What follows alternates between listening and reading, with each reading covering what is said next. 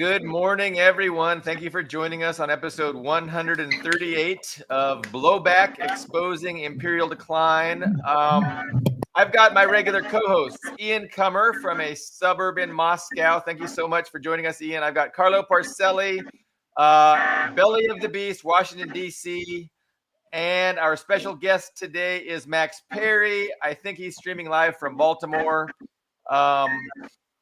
And we've got a lot to discuss. I want to start off just with a reference to the title of our program, which is Liberation Day. And that, of course, is regarding what Trump declared to be Liberation Day, which was the day he initiated all of these tariffs really across the board. Pretty much all countries are affected. It's really a bizarre and interesting turn of events.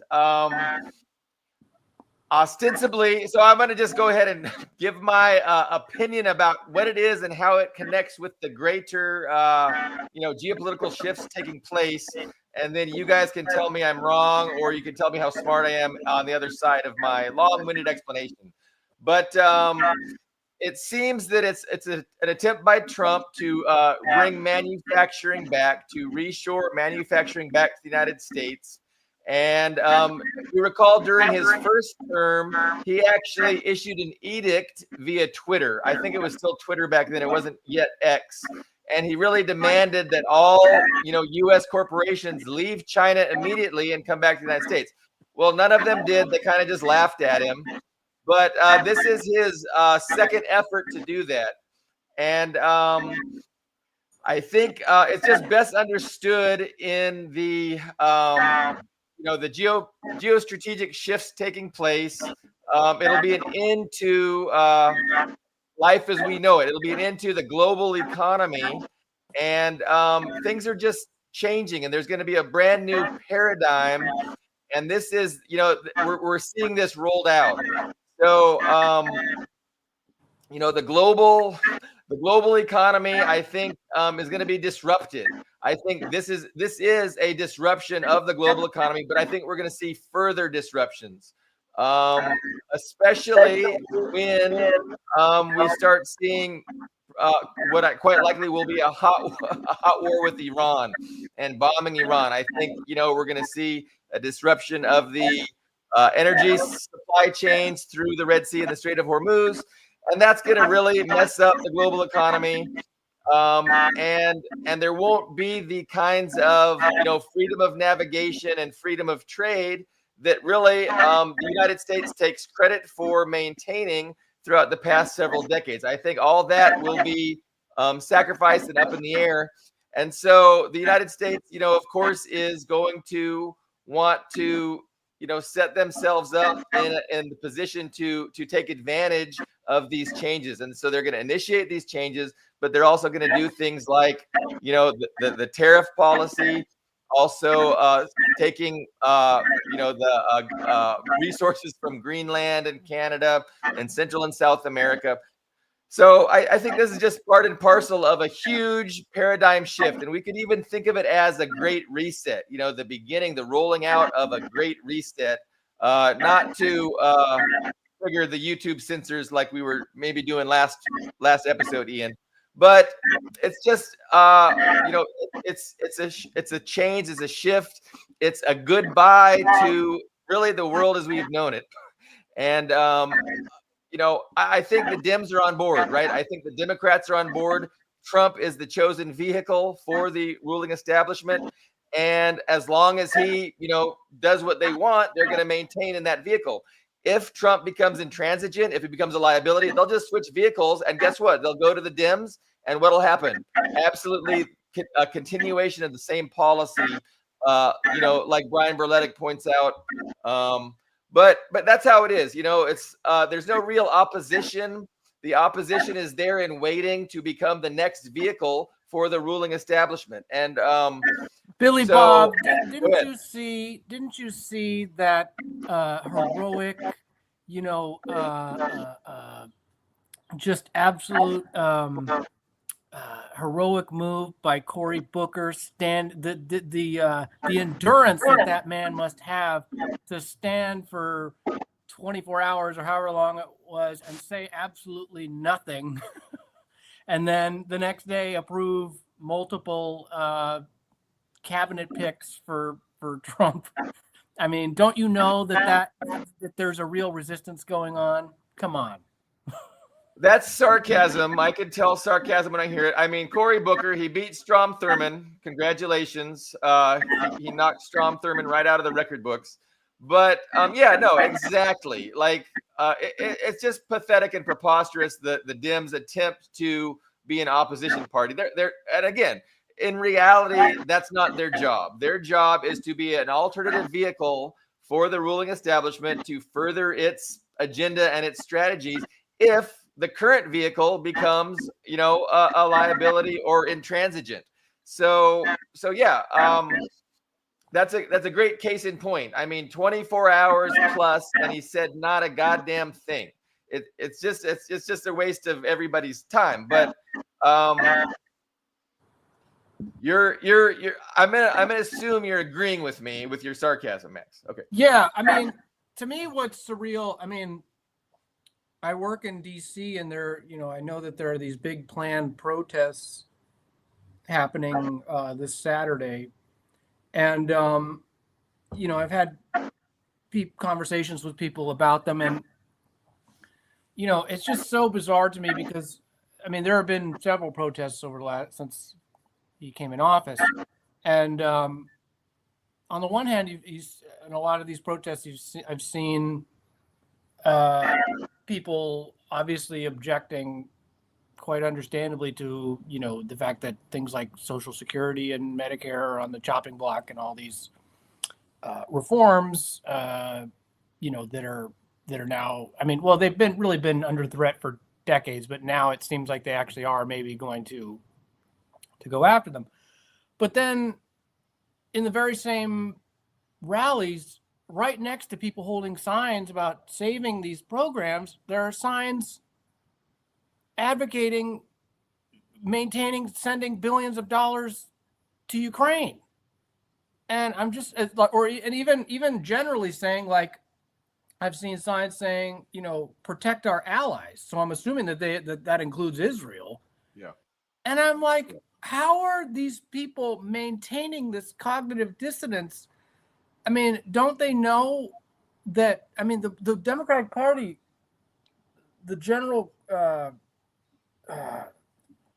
feeling of, I mean, these protests are so objectively right wing, and not even, how do they reconcile sending, advocating NATO expansion and sending money to Ukraine and Israel while at the same time wanting to preserve, the things from the Great Society, even stuff that Nixon created, like the EPA, the Department of Education under Carter, and then all this going back programs that began under Roosevelt, these reforms.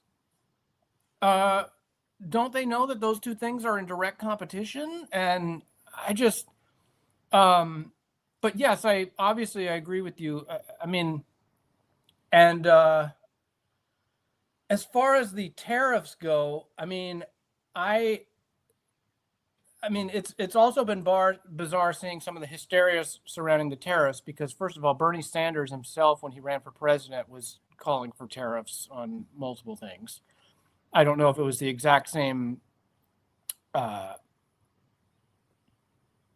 execution that Trump was advocating, or this sort of haphazard way, or rather disorganized manner in which they're being rolled out. I mean, one day saying this, the next day saying that. I mean, that governing by chaos seems to be Trump's sort of style, which I think causes a lot of people to underestimate him. They sort of seem to think that it's incompetence, but then at the same time, they're also calling him Hitler, which is like, you need to pick one. Is he Hitler or is he incompetent? Because Hitler was not incompetent. But it does seem like these tariffs, I mean, their stated intention seems, like good, like to ideally bring back U.S. manufacturing jobs. However, I think it's too late for that. I mean, I think that they are really ill-fated. Maybe if they'd been implemented 25 years ago, I I'm not sure that they're going to have the outcome that they're, ostensibly being passed for. I don't know if it's really going to bring manufacturing jobs back. I certainly don't know what sort of level, which is really the question I would have for you guys, is what kind of impact do you think that they're going to have in the global economy abroad? Domestically, I get what their intention is, and I think that, they could potentially be a good thing. I mean, I guess the idea is that people will, and they're not even trying to conceal this, that there will be immediate suffering in terms of hurting Americans' pocketbook and just, pouring fuel on the fire in regards to inflation and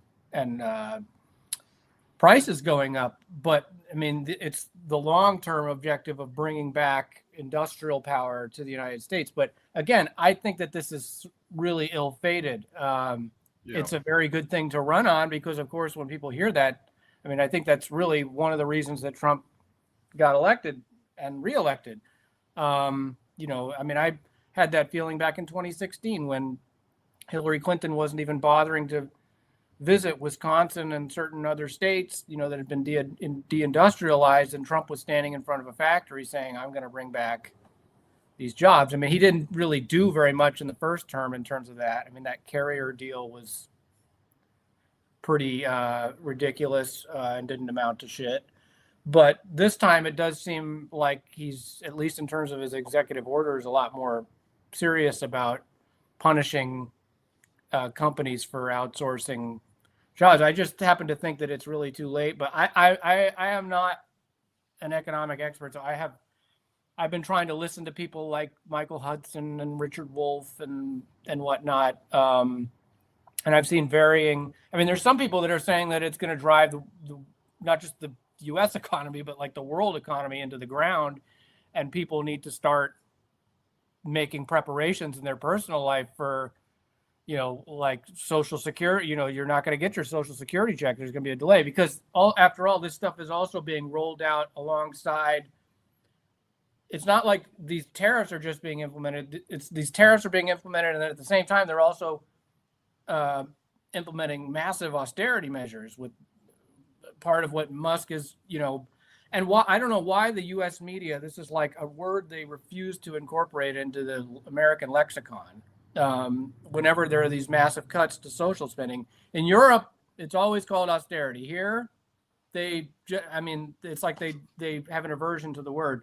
So that's another reason I don't think that it might just drive the economy into the ground and have massive negative consequences socially, because they're these social programs that people need to be able to retire and whatnot are being, there's been massive cuts to them, under the banner of bringing efficiency to the government, or ending waste and all this stuff. And there is waste, obviously, and there's been some good things in terms of like, obviously they're being done for the wrong reasons, but getting rid of something like USAID obviously is a very good thing, even though it's being done for these other ridiculous reasons. That they're don't wage USAID is run by communists or whatever, wokeism or whatever. But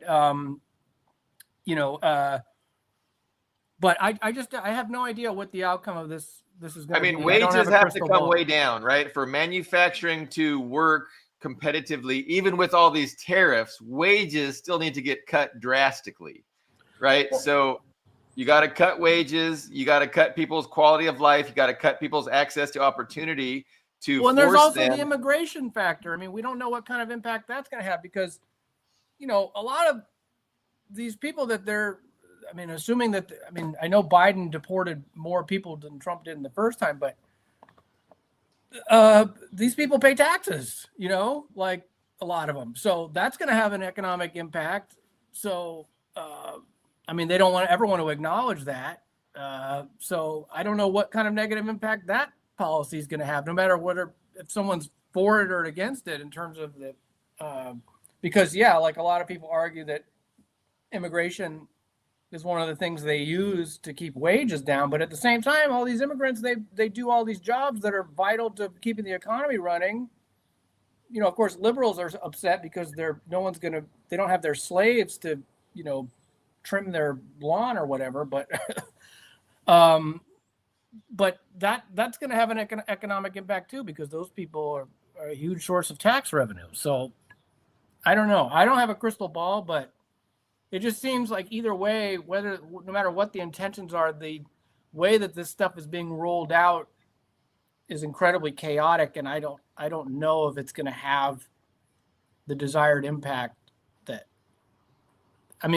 or at least the stated impact, whatever the desired impact is. I don't know, because you never know.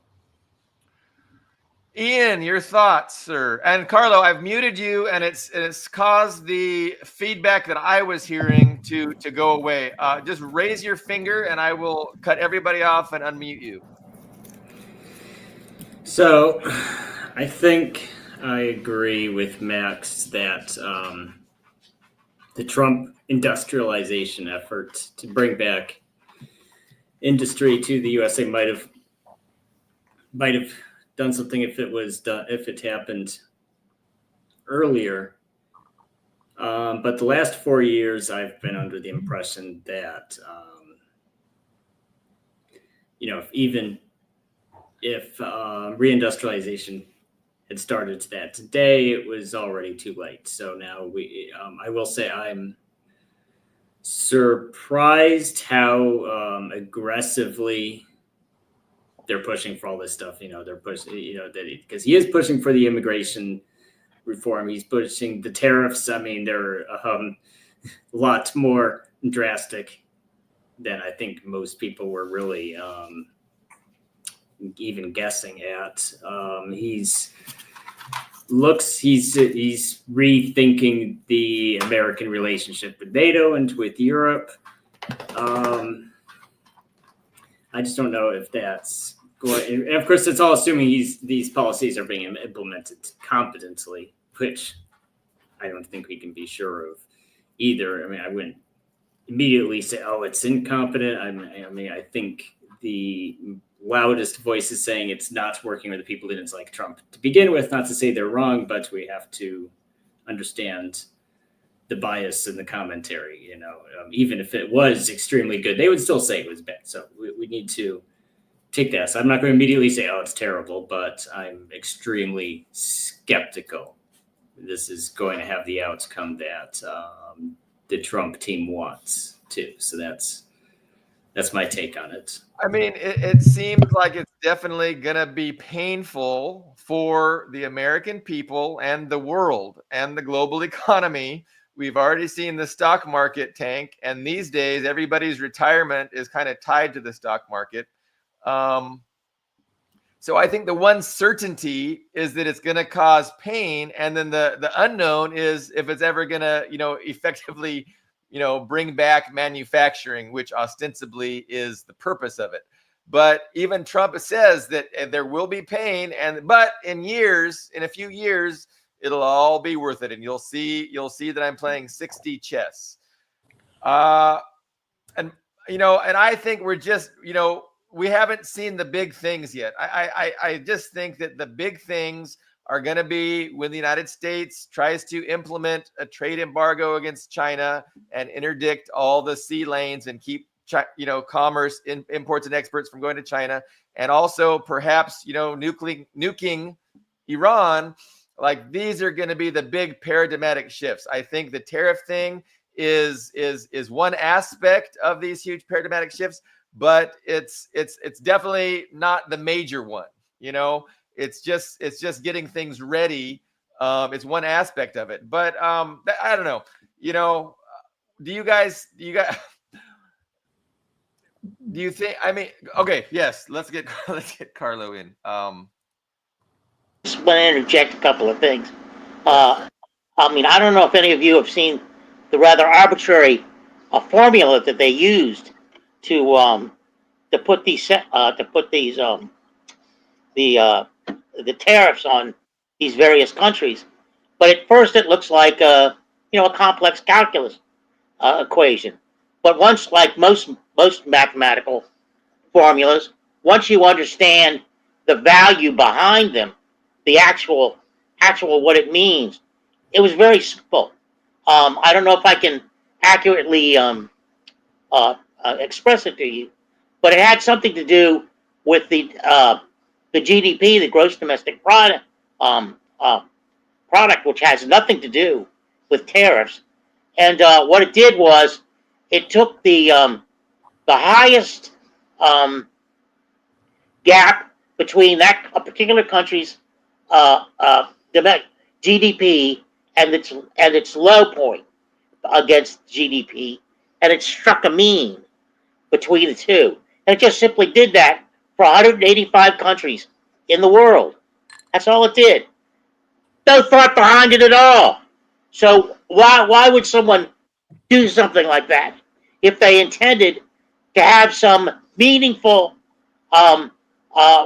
progress come from that? It's to me, it just seemed like a wrecking ball, and it suggested to me that the people behind Trump, they're more interested in this new tax break, this enormous tax break, larger than the last one that's in the new bill. That they're more interested in the short term. The other thing I want to mention is just a sidelight. If I never trust anything that the American people have an opinion about, like bringing factories back. When I hear that, I want to roll on the floor, because number one, yeah, the factories will come back, and apparently, state by state, your children will be allowed to work in them. You think you're going to get union wages if the factories come back? Screw that. You're afraid of unions. You've been made afraid of unions. You don't trust. So I think Billy Bob's right. I think there's great pain coming, and I think as irrational as all this seems, it's true. It is truly irrational. It has no basis in any kind of future flourishing of the U.S. economy or any economy in the world. It has more to do with the Silicon Valley's plan by the oligarchs there to do away with the nation state ultimately. So I think that's kind of that's pie in the sky too. But with the advent of advent of Musk, it takes on a certain credibility, because he's like the front man of this confused and irrational approach to the world, which doesn't seem have any bearing in reality. Neither, you want to talk Democrat, Republican, neither side. Look at the Democrats. It's like Max is saying. You go to a rally and you talk about Trump, and it's all this applause, or you talk about anything. Then you hit Ukraine, and they're all pro-Zelensky. And you go, if you don't know the chronology of Ukraine right now, since 2014, much less 2004, you have no efficacy at all. And so we're in a situation where everyone is kind of being victimized, and someone has taken the cards, put them back in the deck, and thrown them into the air. That's my sense of it. I don't know.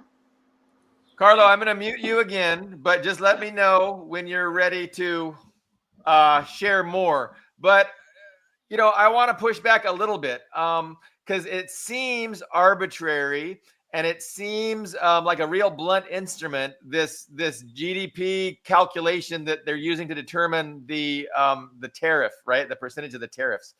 But again, I think the only way we can understand that is we can't fully understand it yet, because shoes are going to be dropping things are going to be rolling out, and it can only be understood as part of it's a multifaceted changes that are going to be taking place, and this is just one aspect of it. And by itself, it doesn't make any sense. But I think as the next few months go, things will be more clear. But that's just me being a doomsayer. Well, Max, you got some things to say. Well, the only thing I would say to what Carlo being skeptical of, the American people, the mandate that Trump was given, as far as, wanting to have U.S.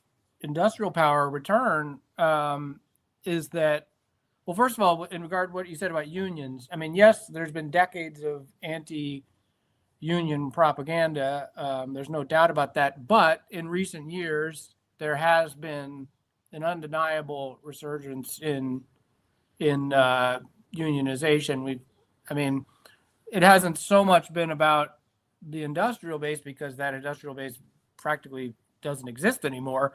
But in all these other occupations, whether it's Amazon or Starbucks or whatever, there's been a big wave of unionization. But on top of that, part of the political success, I think, that propelled Trump, especially the second time, and also at least the support for these measures that he's implementing, is that there's a certain section of the country that because look who all these people, like these big layoffs that Musk and all them are rolling out.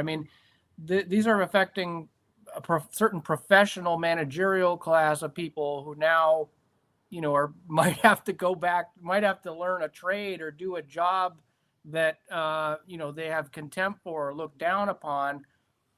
Whereas all these people that are backing Trump, a lot of them are independent contractors, or they do a trade, or they don't want to do these information age jobs, a lot of which are, let's be quite frank here, bullshit, useless, completely meaningless jobs.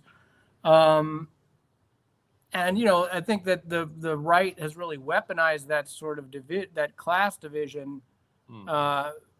And so I do think that there is a genuine, Trump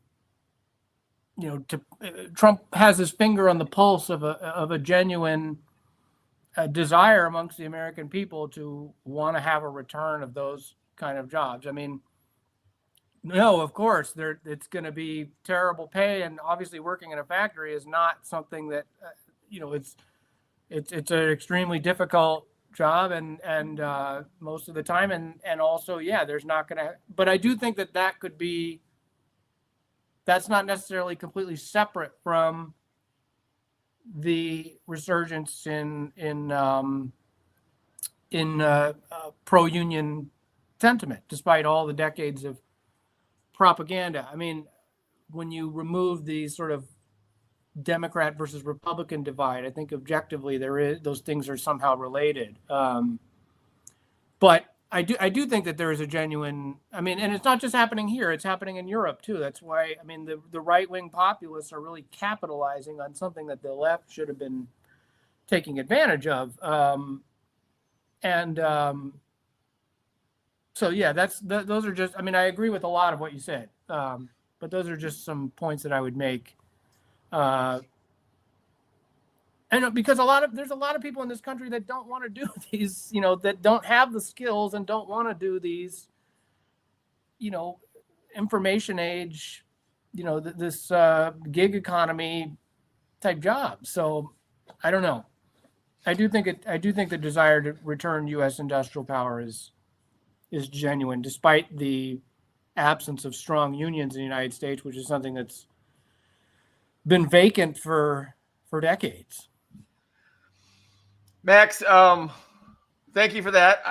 I wanted to point out that I don't think this is a Trump idea, right? I don't think that, this tariffs are something that Trump dreamt up by himself. I just want to reiterate my original point that this is the ruling establishment consensus, right? Trump is the vehicle for enacting big changes that the ruling establishment consensus has decided are necessary in order to better deal with the upcoming, geopolitical changes that haven't yet materialized, but are, in the process of taking shape.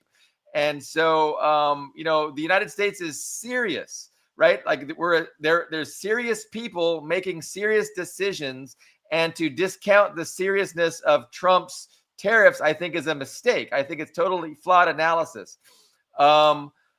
And again, when we talk about seriousness, I think that we very well, I know Scott Ritter has been going on about this, and he seems really incensed and certain that, the United States is going to be nuking Iran.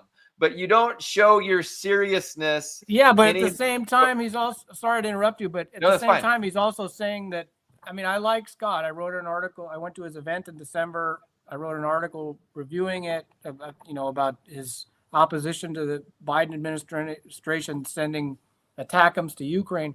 But I really don't agree with some of the things he's been saying lately, because he is saying that Israel is going to attack Iran. But then at the same time, he's also saying that Iran shouldn't seek a deterrent.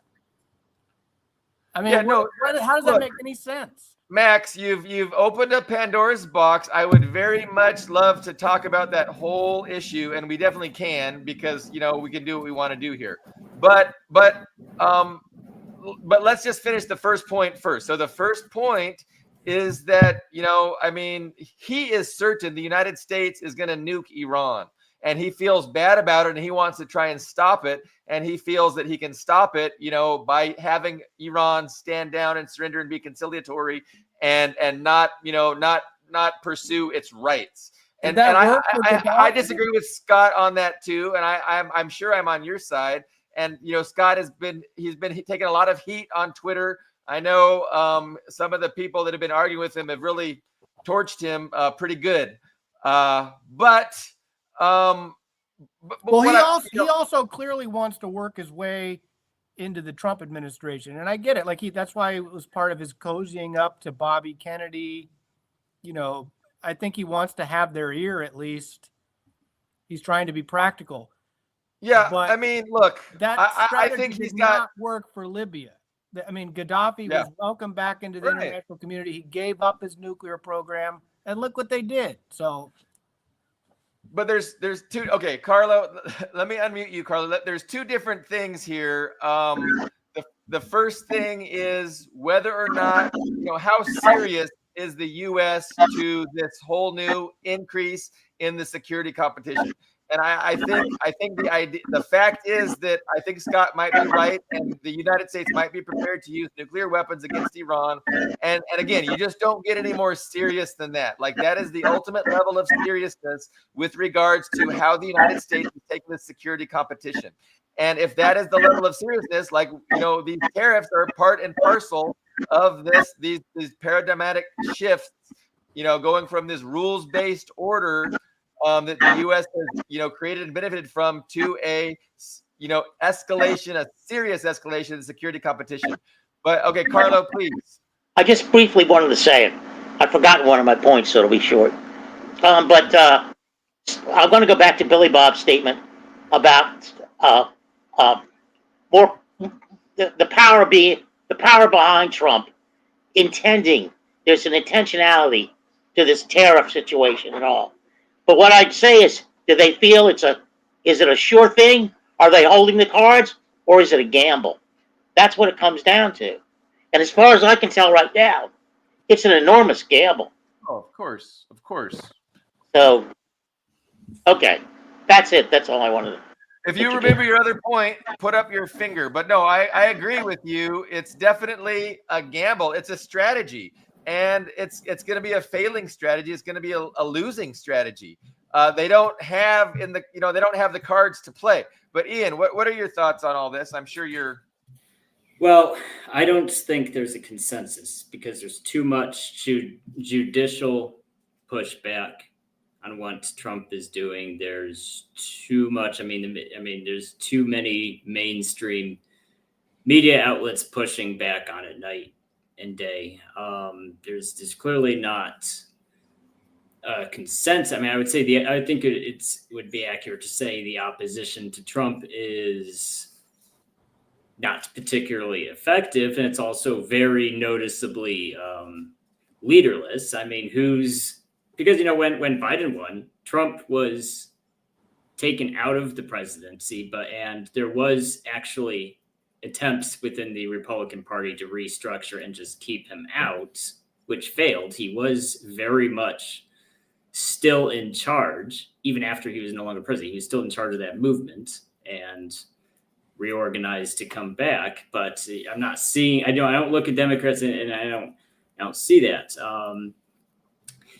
And it's kind of interesting that they know the reasons they lost, but they're not addressing it. They're actually just kind of doubling down on it. I mean, it's actually I would go so far as to say there is consensus with Trump in that they're punishing their own voters and their own members of the party. Like, you'll see sometimes some angry person on Twitter will say the quiet part out loud, say, oh, well, I hope all of those Arab descended people get deported. I hope all those people who were pro-Palestine get deported. I hope Trump kills people. They're often very crazy about it, but it's very much, but it's not effective opposition to Trump. However, I wouldn't interpret ineffective opposition to there being a consensus. I don't think there's a complete consensus. I think a large portion of that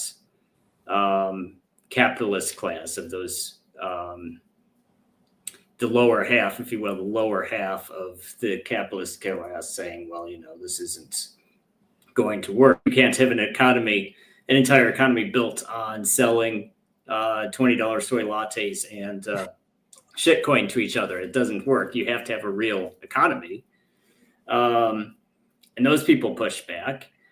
But I still think there's those elements of the white collar, those white collar, Silicon Valley types. Like, oh no, yes, you can. You can just have, you can just, everybody can be his own businessman and sell, AI generated images to each other and to buy soy lattes, and that gives us a $50 trillion GDP. It's fine. It's fine. There's no problem. So, it's like, there's a portion of people who've gathered around Trump saying there is a problem, we need to fix it, and here's our solution. Whether or not that's a good solution, they're saying there's a problem. Then you have the other people who say there is no problem, everything's fine, Trump is destroying, they're presenting Trump as a threat. And you ask, why are they portraying? The main reason they see Trump as a threat is because these are the people who were in denial that there was a problem. So they're not saying, if you really look at the criticism towards Trump, they're not saying it's the wrong solution. They're saying there's no problem to begin with. Like, we had this great, it's really interesting when you read these diatribes, like in CNN and all. It's like, oh, we had this great rules-based order. We had this great, they actually actively defend like the intelligence. It's kind of amazing that, all these journalists defending the CIA, defending, it's crazy. Like, had this great, surveillance in 1984 surveillance state. Then you have an idiot who's wrecking this surveillance. So, I can actually understand why they're upset, because if you're really committed to that system, you'd be really upset with Trump coming in and defunding it. First, there's leftists who are condemning U.S. aid and, that whole system for a long time. And of course, they're happy. They're like, I don't like Trump, but I'm happy he's dismantling all this stuff I don't like. But then you have these center left and center right people who are super upset about it. Like, oh, he's ruining everything.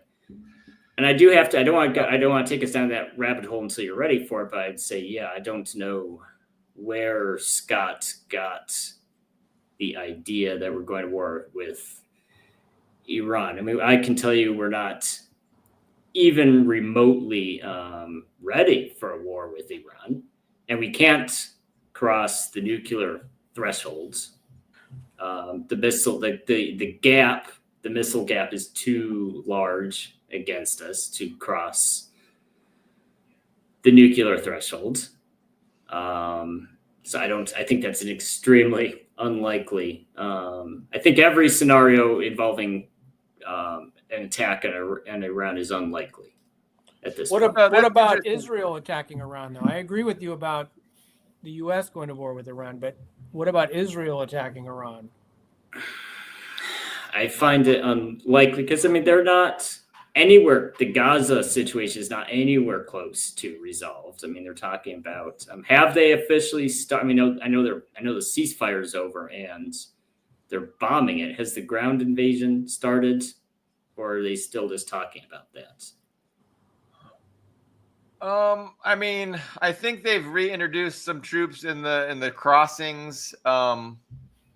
But yeah, I'm not that certain, honestly, about the extent of the ground invasion. I know they're bombing regularly, and they're trying to push people back out of northern Gaza. But I'm gonna claim ignorance. But I want to just let's just put into focus our disagreement. So there's two schools of thought. So you're suggesting that there is opposition to Trump, that Trump is implementing these things that doesn't really have wide establishment support. He's got himself into power. He's surrounded by a small faction, and he's pushing these things through. But you're suggesting that there is a lot of opposition, and it might not be that effective yet. But there's not a way. And so my perspective is a little bit different, right? It's like there's the pretense of opposition, but there's just one party. It's the uniparty. And they always have a pretense of opposition, and that allows the uniparty to go back and forth between the different vehicles as it uses both vehicles to pursue its agenda. So it's just two different ways of seeing things, but it's interesting. And then with regards to Iran, same thing. So I hope you're right. I hope the United States feels that it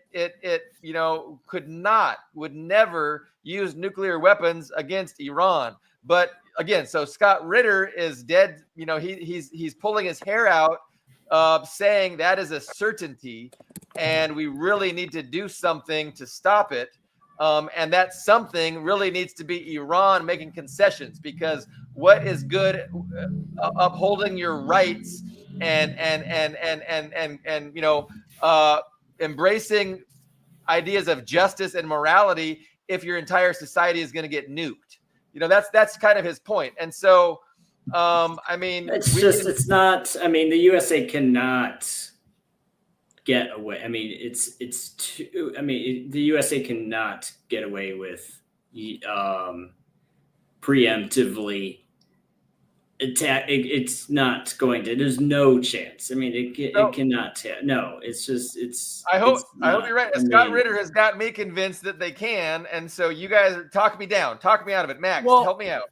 Well, first of all, I mean, I don't want to put too much weight on this, but one of the things that's about Trump that's always sort of fascinated me. I mean, first of all, everything that's I think that's happening now, like even with as horrible as it is, like this bombing of Yemen and, Israel's obvious violations of this would-be ceasefire. I saw people like Ray McGovern saying that this was a lot of bluster. And I sort of happen to agree with that take. I mean, although, yes, it's undeniable the level of influence that Israel has over the Trump administration. I mean, every administration has been super pro-Israel, but it does seem like that's the X factor as far as they talk about Russia, but it's really always been a deflection from the influence of Israel. At the same time, Trump, on a personal level, however much you want to say it's genuine, is debatable.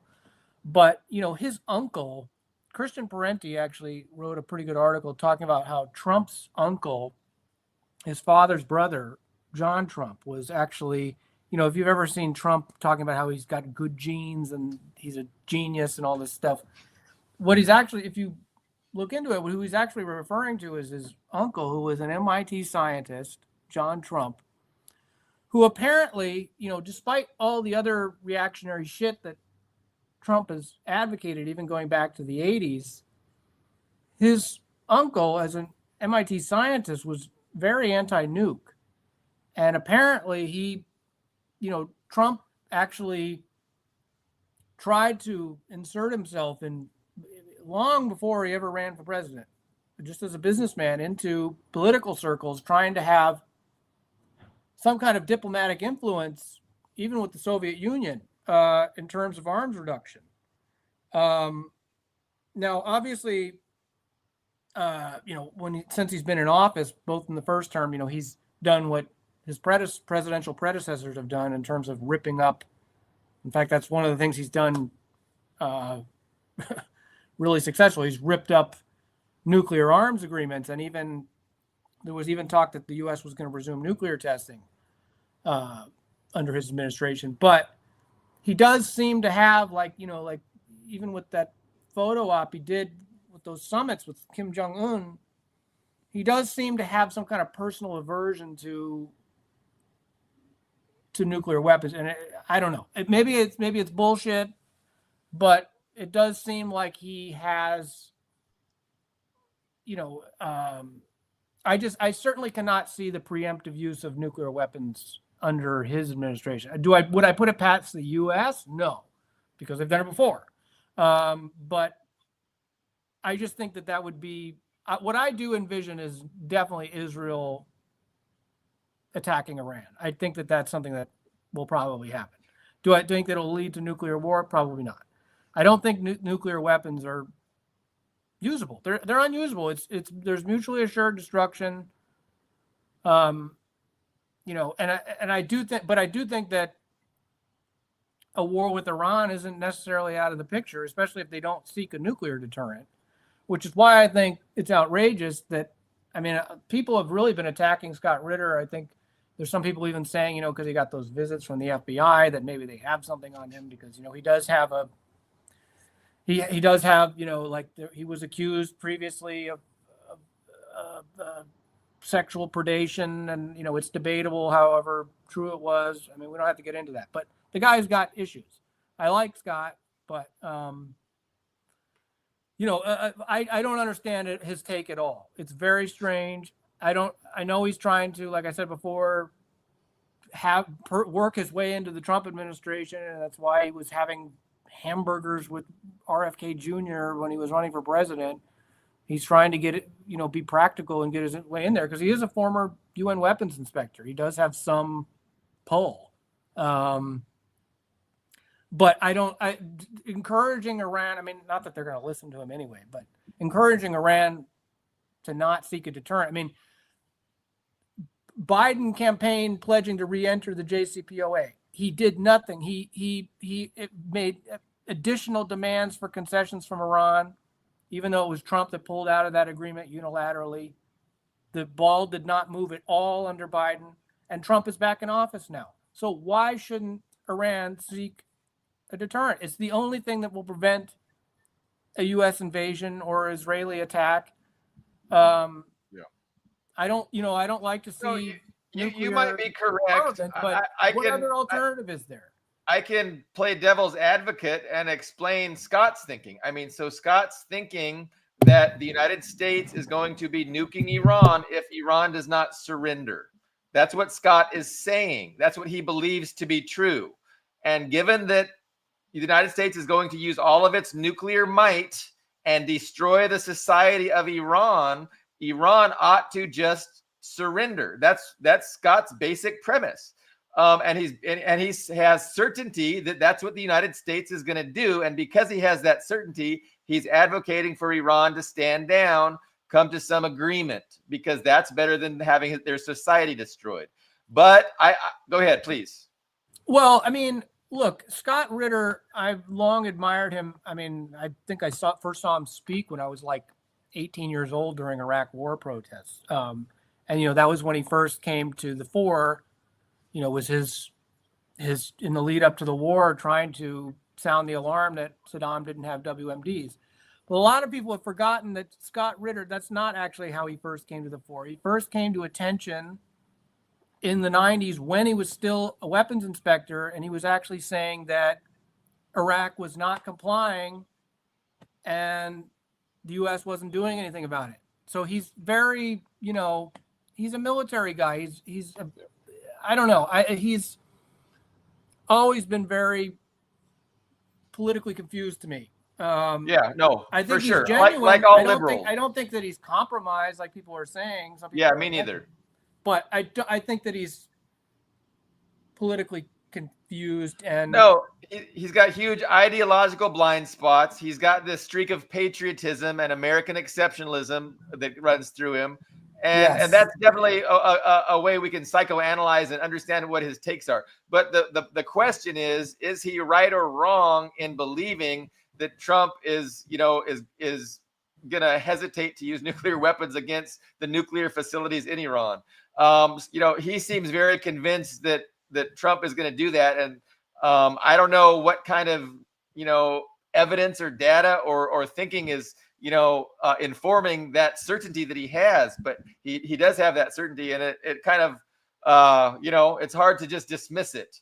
So the grand, what is he called? The Ayatollah Khamenei in Iran is, he said, we don't think it's likely that they will attack, but we're going to prepare for it anyway. And so I think Iran is, they have been for decades. Yeah, no, I think Iran is strong, and I think that Scott overestimates the United States' ability to destroy that country. But I think he thinks that we're going to try, and he thinks we're going to be successful. And I'm saying we might try, but I don't think we're going to be successful. I think it'll be detrimental to the United States and Israel if they try that. But again, it will usher in a brand new paradigm, and it'll forever get us past this rules-based order. We'll never live in that world again. And that's kind of what I've been harping on this entire show and last show a little bit.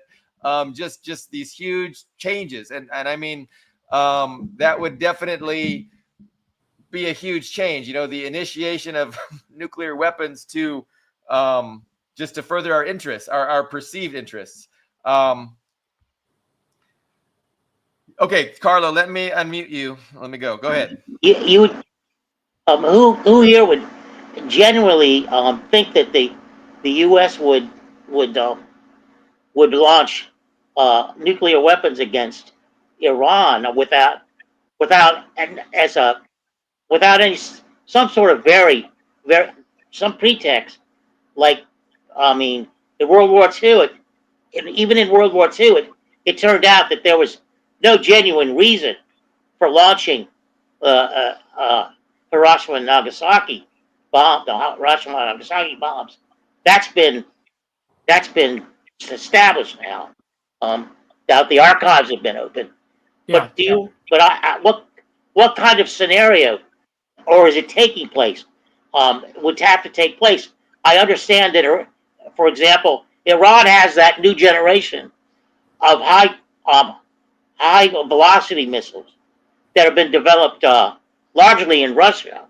Hypersonic, yeah. Hypersonic missiles, right? And which a number of people I've heard will be a substitute for nuclear weapons. The nuclear weapons aren't necessary anymore because these hypersonic missiles have such killing power that nuclear weapons are in a sense not worth the trouble because of the radiation, the blowback that would obviously hit Israel heavily.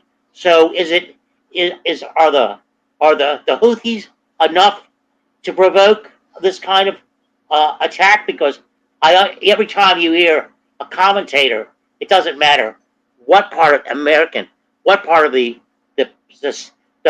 spectrum they're on, which is really about this wide, is it the Iranian-backed Houthis? The Iranian-backed Houthis. Yeah. Is that the pretext? I don't know. Whatever the pretext is, right now it doesn't seem to be solid enough to warrant any kind of attack like that. I could be wrong. Of course, because I'm usually wrong. But anyway. Okay. You guys are just you're thinking of the rules-based order. I'm telling you, the rules-based order is out the window. Go ahead, Ian.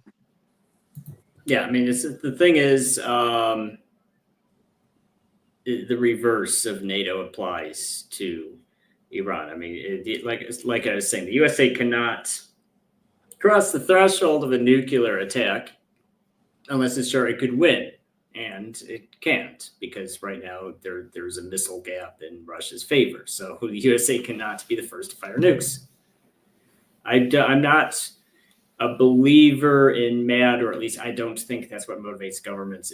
If there was MAD, they wouldn't continually build better nukes, but they do, because I think every government aspires to win a nuclear war. But right now, I don't think the USA would win a nuclear war, or is in a position where, and I don't think whatever Israel wants with Iran is worth the USA getting hit with nuclear missiles. Who would fire nukes if the United States nuked Iran's energy, nuclear energy plants? Russia would have to respond, because if you can't let the USA just say, you know what, I'm just going to nuke your allies. I mean, let me just say this. So I mean, I've been watching, all the commentaries, all the analysts, and I don't want to, say something that's not true, but I know many of the analysts, and I want to say it's Mearsheimer and maybe Sachs and some others, said that Russia and China would not, join in if the United States attacked Iran. Well, attacked. You're saying attacked. They can't. It's not survivable to let the USA nuke people and not retaliate. It's just game over.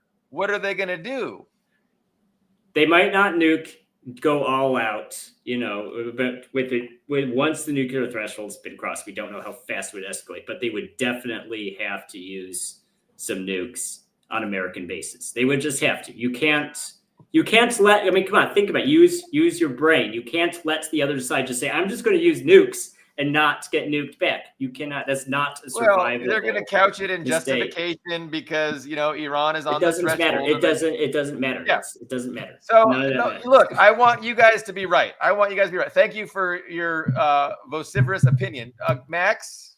Well, the only thing that I realistically could envision, I do not foresee the United States attacking. I mean, to attack Iran would be one thing, but I do not foresee them using nuclear weapons preemptively against Iran. What I could envision is Israel executing like the Samson option as it becomes increasingly isolated and desperate. And I mean, it really does seem like Israel is committing slow political suicide, and that would just be the absolute final nail in the coffin where I think the place would not exist, whether it gets wiped off the map or the entire country has to flee after it does something like that. I mean, I don't know, but it all depends on how, they say, Israel has had a secret nuclear program going back to the 1950s, but does it really have the ability to use those weapons without the U.S. green lighting? I mean, the use of them. So that's the only scenario in which I could envision, because it does seem like most of the top military brass has a very sober perspective on what a U.S. war with Iran would look like, especially when you introduce the nuclear card. And as far as what Mearsheimer and Sachs, I mean, I'm sorry, but especially Sachs, like these guys, I mean, I don't want to use the word limited hangout, but like, Ritter, they have the same problems that Ritter does in terms of this like self-appointed expertise, and that they have a crystal ball about everything. Extreme ideological blind spots. Yes, and that you should take everything they say, although they're brilliant and they make a lot of great analysis. I would take everything they say with a huge grain of salt. I mean, and Sachs especially, has never answered for, he's just rebranded himself as this anti-establishment figure telling the truth about Russia. I mean, this is the guy that is partly responsible for economic genocide in Russia during the 1990s. I know he tries to say, oh, I wanted to get more aid to Russia like Poland, blah, blah, blah. It's like, no, dude, you haven't answered for your crimes. So I'm glad that you're atoning and doing some good things now, but I don't trust you, and I never will, especially as long as you aren't going to be more honest. So when they start making talks about how Russia and China aren't going to step into, it's like, how do you know? How do you know? Like, give me a break. Yeah. Okay. Let me. Can I One go thing ahead? we need to bear in mind too. I'm not a mind reader, but I think Ritter may have been getting the cold shoulder from the Russian side of the house lately, and that might affect his opinions of Russia responding or not responding. I think it started with the Chechnya visit. I think that wasn't a well thought out idea, and that had some consequences for him. He went to Chechnya? Yes, I he didn't know did that. That was a couple years ago. He made a big speech to Yeah, he stood next to the guy. and I think Kadyrov? that Yes. yes. I In think what that context? What was the context of the visit? A big military parade. yes. So that I He was on- think it's generally not a good idea to jump uninvited into Russian internal politics. Right? They have a very complicated relationship with Chechnya. Yes, I would call it complicated. I have. Speaking of which, I don't mean to toot my own horn, but I have 2 forthcoming articles about CIA support for the Chechens in Covert Action magazine. So keep an eye on that. But we're going to get to that, Max. We're going to get to that. So I wanted to give a little bit of pushback against this idea that it would not be tolerated or tolerable for the U.S. to nuke Iran.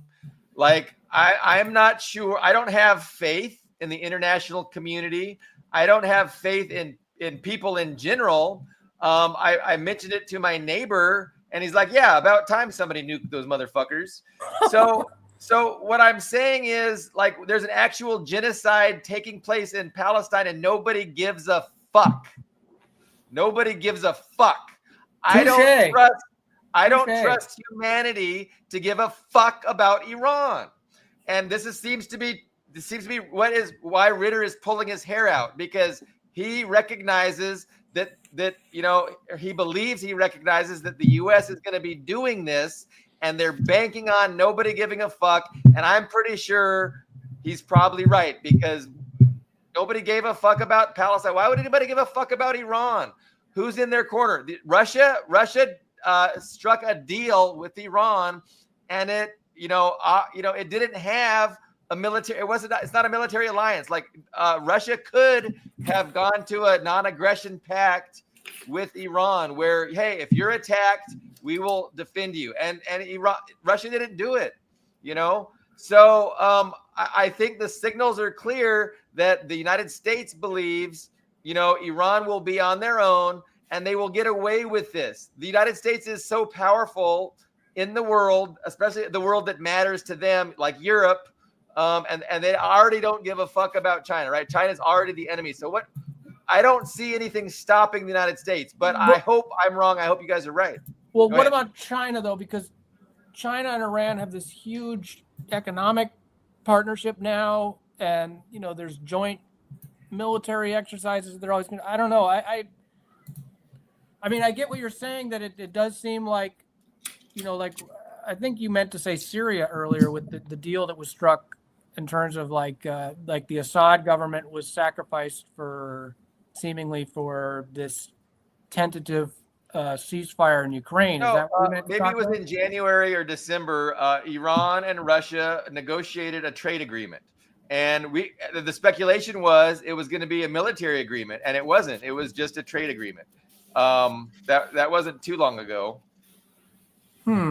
Everybody was hoping, they're gonna have this tight military alliance. Russia's gonna bring their S-400s, S-500s into Tehran, and that just didn't materialize. And probably for good reasons. I mean, Russia is busy. They can't just extend themselves like that. But it's You just, I'm telling you, I mean, it's just, there's no basis for that, because, I'm sorry, the Palestinians are an isolated, stateless group that doesn't even have friends in the region, because there is tension with the neighboring Well, Arabs and Palestinians is not. But we're just talking. We're not talking about morality here. We're just talking pure pragmatism. You can't let one nuclear state just say, "Well, I'm just going to nuke people because I don't like them." You can't let that. It's not a survivable. I mean, I don't know how I can make this more clear to you. It is not survivable. I hope Scott Ritter is wrong and I'm wrong. I agree. I agree with your assessment of Billy Bob of Gaza, and I said, well, you're shaking your head, so I'm contradicting myself, here, because I said that it could not happen in Iran. Nuclear weapons have a special opprobrium. I mean, they have a special place in the dread of people's hearts and minds. And I think that's the difference between what's going on in Gaza and what's going on. The theory that they will nuke Iran. Actually, why would the U.S. and Israel consider nuking Iran? Why don't they simply take it out using a simple pretext like the Gulf of Tonkin or remember the Maine or whatever you want to do. Yeah, Carlo, let me respond. So I mean, again, to play devil's advocate, right? So the fact is that the United States is going to use the pretext of Iran's breakout capability, right? So even Larijani, the advisor of the Ayatollah, said that we can have a nuke within weeks, and if we're attacked, we're gonna get the nuke. So the United States is saying that is unacceptable. The United States is saying we will destroy your capability to get a nuclear weapon, and they cannot do that by conventional means, right? So the only way you can take Iran's nuke program seriously is to destroy it, and the only way you can destroy it is with using nuclear weapons yourself. And that's why that little island Diego Garcia has a whole bunch of nuclear capable B-2s and B-52s that just got moved over there, along with all these brand new state-of-the-art bunker busting nuclear weapons. So these are all being moved in place. And so why didn't they do that? Now, hold on. Max, it could be that it's a bluff. It could be Trump is bluffing and he's setting up all these things to force Iran's hand. But what if Iran continues to give the finger and say, fuck you, we have our rights and we're going to stand by them? So this is what I'm saying. Like, I wish I had your certainty. I hope you're right. But there's a strong argument to be made. Scott makes a compelling argument. So Max, I cut you off. What were you saying? I was just going to say that why didn't they preemptively nuke North Korea? I mean, if that's their willingness to, North Korea is a way more isolated, what Ian was saying about Gaza. I mean, people really wouldn't give a fuck if because there was a lack of a special interest group lobbying for it. I just mean in terms of like the everyday dehumanization, like in the portrayal of North Korea as like this place where, well, if we nuked them, we'd probably be doing them a favor because life there is so horrible under that regime. Honestly, I think we were surprised, and maybe they would have done it differently had they not been surprised. But all of a sudden, North Korea just said, "Hey, we have nukes and we're out of the NPT." And so, what are you going to do? But again, there wasn't a special interest group lobbying. North Korea isn't an existential threat to our 51st state, that has very, very powerful senators all throughout the ruling establishment. That's a fair point. No, I was just okay. You keep saying Scott's argument, but why does it have to? Because I think it's unlikely, but it's within the realm of belief that they would try to do missile strikes or some sort of military action against Iran. But what is Scott's basis for saying the USA would use nukes, which is the first time since 1945? We've changed our doctrine. We recently changed our doctrine to coincide with our able to do this under Bush. Under Bush, we moved all the equipment in place, We've given an ultimatum to Iran, and we know that we can't do it with conventional means. We know we can't stop Iran with conventional means. So no, I just assumed that everybody like me was highly engaged in this discussion that Scott Ritter was having on social media. But it kind of seems like I'm giving this argument to you guys for the first time, and you guys are processing it. But I just assumed. Go ahead, Max.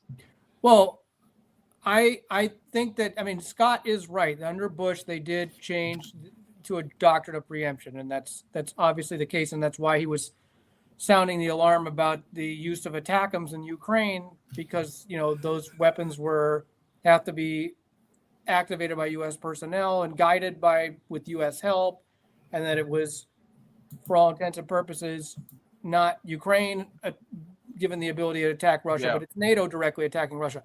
But at the same time, I'm sorry, there's a big problem, not just specific to Scott, but with a lot of these military analysts who judge things from a purely military strategy standpoint and have a very serious lack of political perspective from any ideological or other factors in play. And it's almost become kind of like a cottage industry, with military analysts with these claiming to have the inside scoop on what's really the scenario that's going to take place. Because, I mean, I hate to use the word grifting, but there's a lot of grifting that goes on amongst all these military experts. I'm not accusing Scott specifically of this. This is across the board. These people are selling themselves as like they have the exclusive esoteric knowledge of what's really going on behind the scenes, and it's kind of a grift, and you have to take what they say with a grain of salt. So I would just note that as well. So as much as I like Scott, I mean, I get what he's saying, but that's exactly why I also would say that's exactly why Iran needs to seek a deterrent, because it's. Yeah, I mean, and that goes back to his certainty that the United States can nuke Iran and destroy their nuclear program. I think they might try. I think Scott's right. The U.S. might try. Trump might try to do that, but I don't know that attack's going to be successful. I don't know that they're going to be able to regime change Iran, and that if they did that, Iran won't have nuclear weapons within a couple weeks. And then they've just really shot themselves in the foot, because Iran doesn't want nuclear weapons. Iran isn't trying to get nuclear weapons. Iran just wants to be left alone. It wants its rights, and it wants to pursue justice and morality in the area, in the Levant. Carlo, let me unmute you. I see your hand is. Go ahead. Yeah, I just wanted to say that when it comes to the U.S., what did I want to say? When it comes to the U.S., I've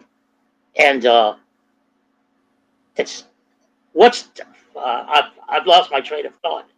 But what's to keep the U.S. I'm sorry, I lost it. If it comes back to me, I'm sorry. Go ahead. From nuking them? I can't.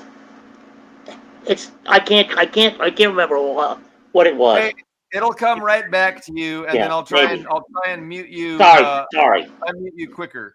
I wanted to move once we move to Max's several projects, which I wanted to discuss. Carlo thought we'll definitely come to him, and and he can we'll hear what it was. But so I really enjoy the discussion. You guys make me feel a little bit better and telling me that, hey, I need to not get so carried away in my imagination. I've been, writing about it on Facebook, and then everybody is telling me, wow, great announcement. And so I'm convinced that it's legit, but I hope I'm wrong. So let me go back to Carlo. You're surrounded by yes men, Billy Bob. That's right. Carlo, don't forget. Go ahead. Okay. Apropos of the talking heads that we see all over the net, say everybody that goes on Judge Napolitano, they have the fundamental problem on their hands. they have to go, and they do this virtually every one of them, from Colonel, McGregor to Colonel Wilkinson, Larry, whatever, and Scott Ritter, who I greatly admire. I mean, we have to remember that the FBI now holds Scott Ritter's passport, and if he's convicted of anything, he wants to schmooze up the Trump because he'll want a pardon. But the thing I wanted to say was, look, those people are saying, on the one hand, America's great.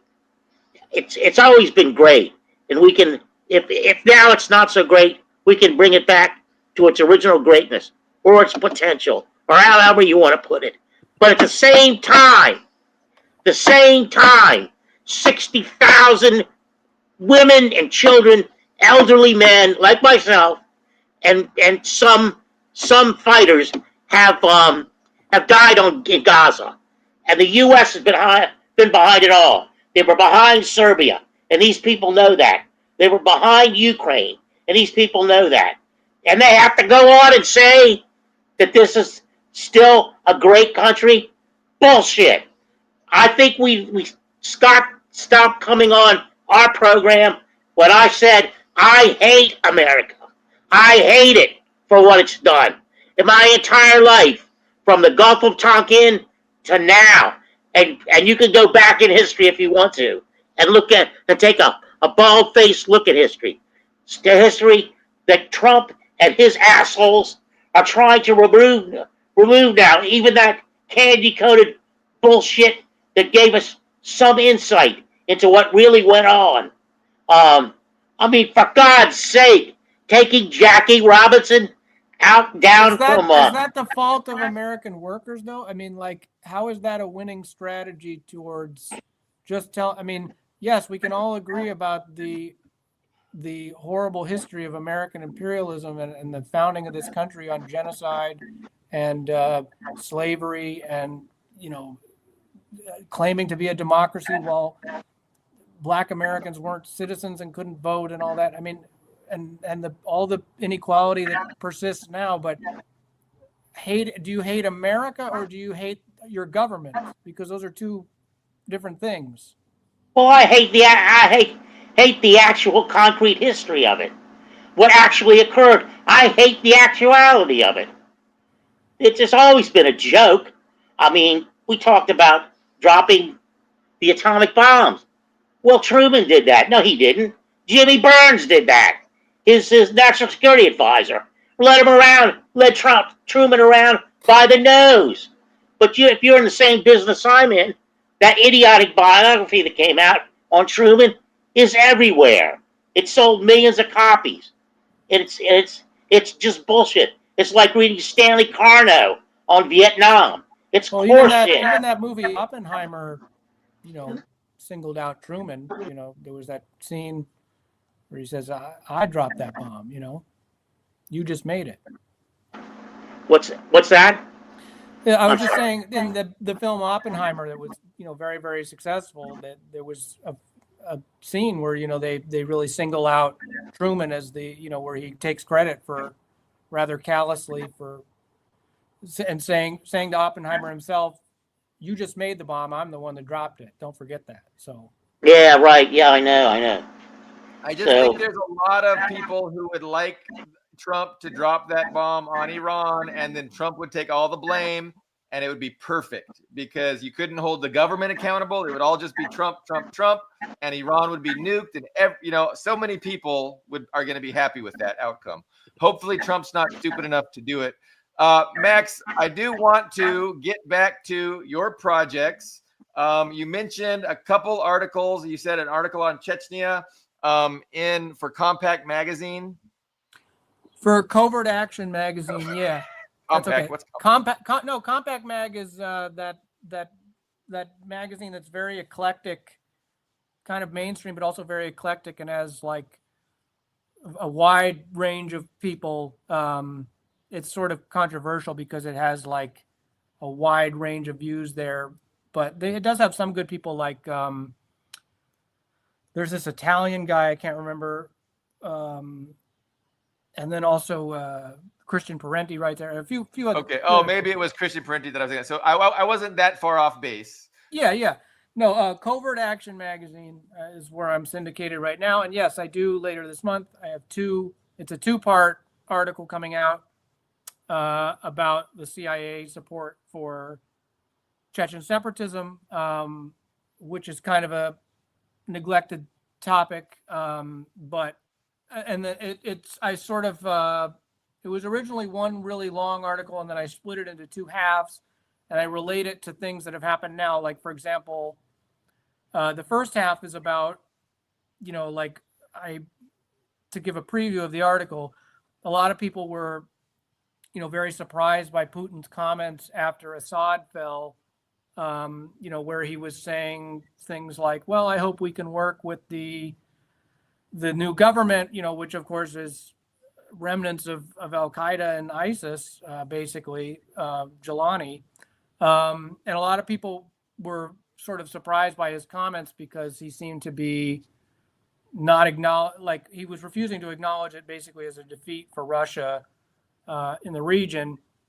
And I sort of not came to his defense in the article, but I sort of try and rationalize it because using the example of Chechnya, because a lot of people have forgotten that Ramzan Kadyrov and the Chechen government there are people that were at once part of the Chechen independence movement and then defected back over to the Russian side once that uprising became increasingly Wahhabist. And then they partnered with Russia to defeat the Islamists there. And there's still a lingering problem there, but it's much more under control than what it was. So I sort of use Putin's comments about Syria to segue into a history of how he resolved the Chechen conflict and also the CIA's support for Islamist terrorism there. And then the second half of the article specifically talks about the role of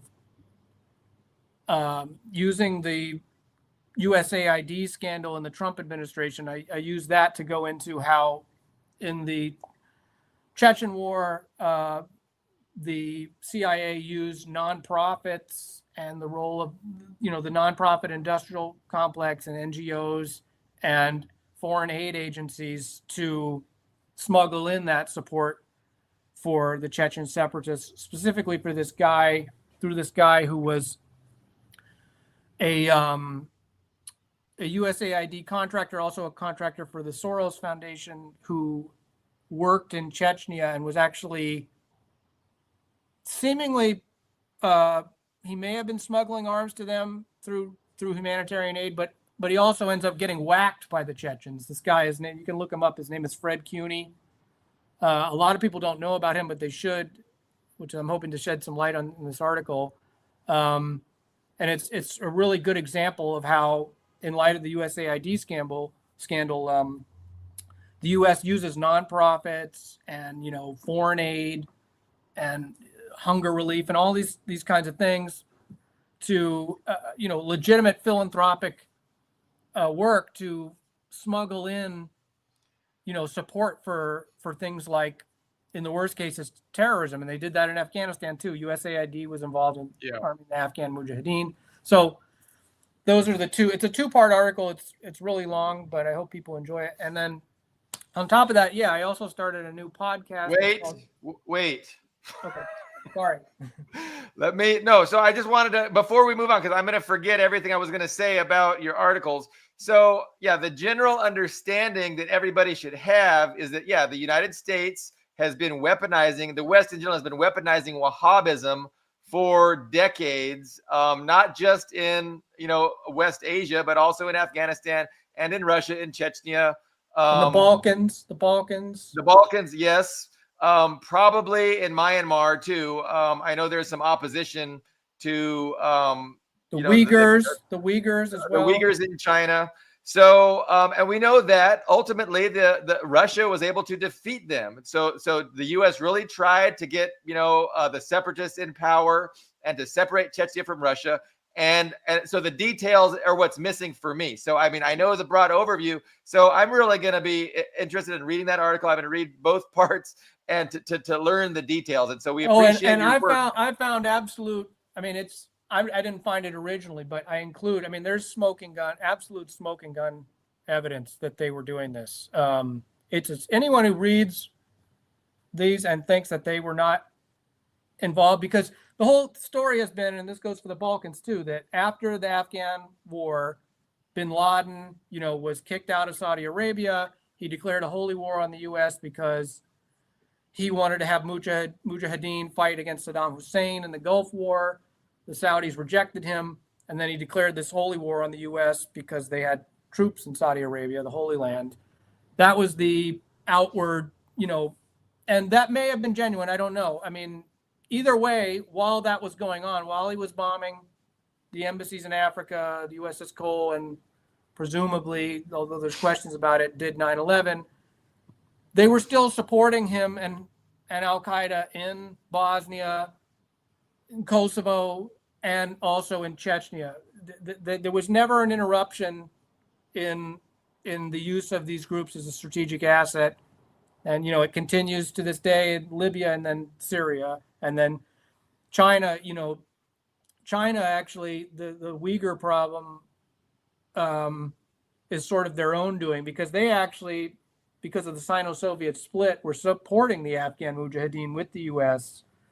And that really came back to bite them in the ass, because they've had a huge problem with the Turkestan Islamic Party and Uyghur secessionists who fell prey to the Wahhabist Takfiri stuff. Yeah. But if we're that's an old Pandora's box too. But I think China's approach to that problem was great. You bring prosperity, you bring development, you bring jobs, you increase living standards, and you're going to win hearts and minds. And they have absolutely won hearts and minds. Nobody even really bothers with the genocide hoax anymore. Like, they've already lost that narrative, that battle. And so, congratulations to China for winning that victory. But China's got a lot more struggles ahead. Obviously, the United States hasn't even really started against China yet. They soon will. Carlo, real quick, and then we're going to get back to Max. Yeah, I just wanted to ask Max, how's Lou Wolf doing? I haven't talked to him in years. Lou Wolf at Covert Action. I know that he's still there, or I believe on the board. I haven't had any personal interaction. All my personal interactions have been with Jeremy Kuzmarov, who's my editor, and Chris Agee, Phil's son. But I believe Lou's still there. They have a, Covert Action magazine is a great publication. They have a big board though. So, and advisors and people who contribute. So, but I'm not sure. You'd have to ask Jeremy. I'll ask Jeremy, and then next time I'm on, I'll get back to you. Well, yeah. I'm tempted to ask him myself, but when I use the magazine, it looks like on a day-to-day basis they've renegated. They've given Lou lesser things to do. He's pretty old now, so. But we used to have a bookstore close to where he lived on Connecticut Avenue. So. Okay. Yeah. Max, why do you feel a need to compete with us with a podcast? Like, there's already us. You don't need more than us. So what's going on? Well, first of all, I can never do usually the times that you do streams, because I work. This is just a rare Friday that I have off. But no, I started this new podcast. It's called Captive Minds. It's with my colleague who's very young, but she's a really precocious, really brilliant young writer. Her name's Shayna Batterson. She goes by the Red Snail on her blog. And we were both on the Aesthetic Resistance podcast for about a year. We are both no longer affiliated with that podcast, and we decided to start our own. That sounds juicy. Did something happen? Yeah, I mean, I don't want to discuss it, that's but fine. Yeah, I like John, but yeah, stuff can happen. That's for sure. If you only knew. Okay. I'll just leave it at that. Okay. But yeah, no, we found ourselves wanting to do our own thing anyway. So yeah, we've got 2 episodes so far. It's in its really early stages, but we have another. We're starting to do guests now. We're going to do one on Sunday with a guest, and yeah, it's we usually do go by a theme. And I had been reluctant to do my own podcast. It's never been. When I started doing this, I mostly just wanted to become a writer, and media appearances. I was invited to do stuff, and I would accept them. But like I said, my co-host is very enthusiastic and has sort of like convinced me that I need to put my hat in the get in the podcast game, as it were, because it's what everybody's doing these days, and it's been fun. So yeah, it's called Captive Minds, and we'll put a link if you don't mind. Yeah. On Substack. Okay. Yeah, I can add one to the description. I haven't. I can always edit the description, so I can. If not, it's no big deal. But you want to just tell them? I mean, is there like a URL, or do you have it on? Like, is it linked to your Facebook account? It's on Substack. We also have a YouTube channel, but on Substack it's under my co-host name, Shane Battson. ShaneBatterson.substack.com. Captive Minds is the name of. We came to the name because I'd always thought about calling a podcast Captive Nations. What they call countries trapped behind the Iron Curtain.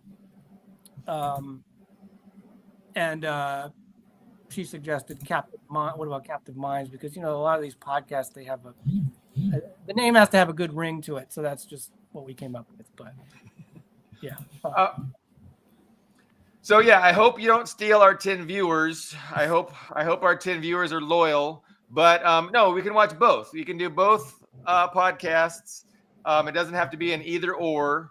But no, I enjoyed today's program, and it was a good. I've been really thinking a lot and writing a lot on Facebook about the Iran thing with Scott Ritter, and so it was a good debate. You guys talked me off the ledge a little bit, but I'm not convinced or certain, that there won't be some crazy happening. So, I mean, because Trump gave a deadline of May 1st, I think, Iran needs to,